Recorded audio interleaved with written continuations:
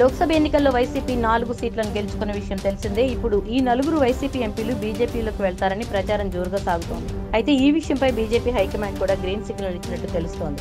4 ఎంపీలు బీజేపీలోకి వెళ్తారు. వైసీపీ ఎల్పీ బీజేపీలో విలీనమయ్యే అవకాశం ఉంది. Jammalamadugu BJP MLA Adinarayana Reddy press meet లో ఈ అంశంపై కొన్ని విషయాలను వెల్లడించారు. వైసీపీలో గెలిచిన 4 ఎంపీలు తమతో టచ్ లో ఉన్నారని చెప్పడంతో ఈ అంశం చుట్టూనే ఇప్పుడు రాజకీయ దుమారం చెలరేగుతోంది.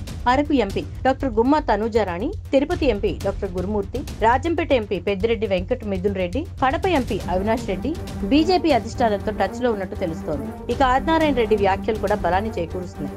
అయితే మిథున్ రెడ్డి పార్లమెంటరీ స్పీకర్ గా ఉన్నారు. ఆయన అలాగే కొనసాగాలి అంటే బీజేపీలోకి వెళ్తేనే ఆయనకు ఆ పదవి ఉండే అవకాశం ఉంటుంది. అలాగే టీడీపీ అధినేత ప్రమాణ స్వీకారం కూడా ఇంకా కాకముందే వైసీపీ నేతలపై దాడులు మొదలయ్యాయి. అయితే ఈ దాడుల నుంచి తప్పించుకోవాలన్నా, వాళ్ళ మీద ఉన్న కేసుల నుంచి తప్పించుకోవాలన్నా బీజేపీలోకి వెళ్లడం తప్ప మరో ఆప్షన్ కనిపించడం లేదు.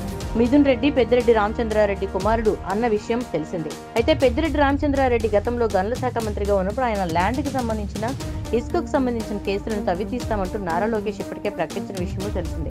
రేపు టీడీపీ అధినేత ప్రమాణ స్వీకారం చేశాక పెద్దిరెడ్డి రామచంద్రారెడ్డి మీద ఉన్న కేసులన్నీ బయటకు వస్తాయి. కాబట్టి ఆ కేసుల నుంచి బయటపడాలంటే ఆయన కుమారుడు మిథున్ రెడ్డి బీజేపీలోకి ఖచ్చితంగా వెళ్లాల్సిన పరిస్థితి తలెత్తింది.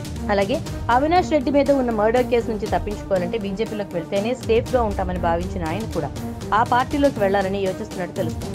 అయితే నిన్న జగన్మోహన్ రెడ్డితో 4 ఎంపీలు ఈ విషయం గురించి చర్చించినట్టు తెలుస్తోంది. అయితే ఈ 4 ఎంపీలు కూడా బీజేపీలోకి వెళ్లిపోతే వైసీపీ టోటల్ గా జీరో అయిపోతుంది. వైసీపీ ప్రభావం తగ్గిపోయే అవకాశం కూడా ఉంది. దీంతో టీడీపీ అల్లర్లు కూడా తగ్గుముఖం పడతాయనే వాదన వినిపిస్తోంది. అయితే ఈ 4 ఎంపీలు బీజేపీలోకి వెళతారా, లేదంటే వైసీపీలోనే ఉండి ప్రజల తరఫున పోరాడతారా అనేది తెలియాల్సి ఉంది.